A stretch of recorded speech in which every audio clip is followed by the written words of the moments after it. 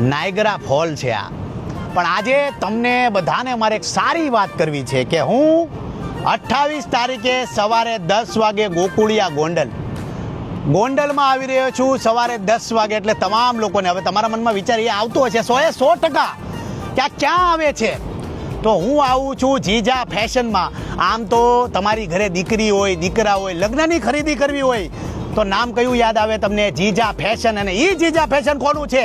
GJ fashion વાળાનું.